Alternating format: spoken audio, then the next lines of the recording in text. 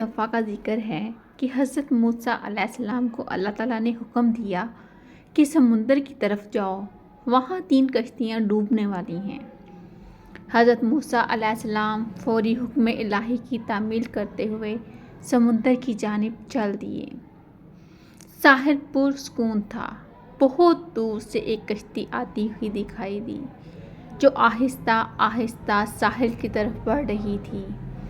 अभी वो किनारे से कुछ ही फासले पर थी कि हज़रत मूसा ने आवाज़ दी कि ए कश्ती वालों, अल्लाह का हुक्म आने वाला है, होशियार रहना। उन्होंने जवाब दिया, आप जानते हैं कि अल्लाह के हुक्म को कोई टाल नहीं सकता। हम तो इसके बंदे हैं जो हुक्म इलाही के पाबंद हैं। कश्ती वाले अभी ये बात कह ही रहे थे कि अचानक एक मौज उठी और कश्ती डोलने लगी। सवार अपने आप को बचाने की कोशिश करने लगे। इतने में एक और ज़बरदस्त मौज आई और कश्ती को अपने साथ बहाकर समुंदर की तह में ले गई।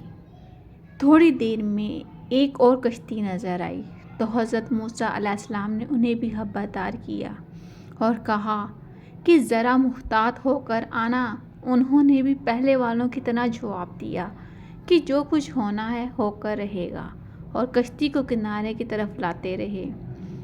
यहाँ तक कि साहिल के करीब आते आते ये कश्ती भी डूब गई।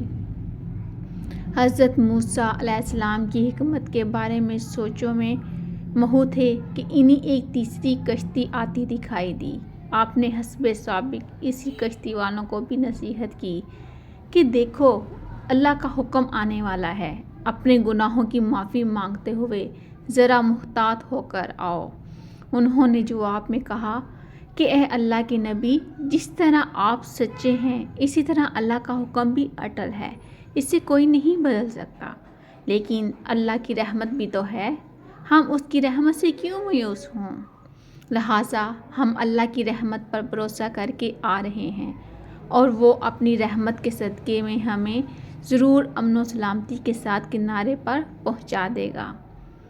कश्ती वालों का ये जवाब सुनकर हज़रत मूसा अलैहिस्सलाम खामोश हो गए।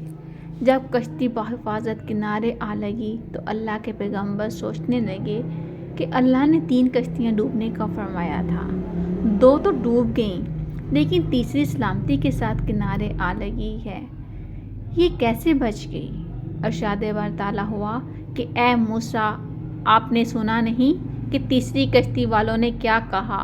उन्होंने मेरे हुक्म को तस्लीम किया था, मेरी रहमत को आवाज़ दी थी और इस पर पूरा तवक्ल और भरोसा भी किया था, तो इसलिए ये कश्ती मेरी रहमत के दफैल बच गई। क्योंकि जो भी मेरी रहमत के दरवाज़े पर आकर सदा देता है, मैं उसे नाउम्मीद नहीं करता। हदीस में आता है कि जब अल्लाह ताला ने महलूकात को पैदा फरमाया तो अर्श पर लिख दिया, मेरी रहमत मेरे गज़ब पर गालिब है।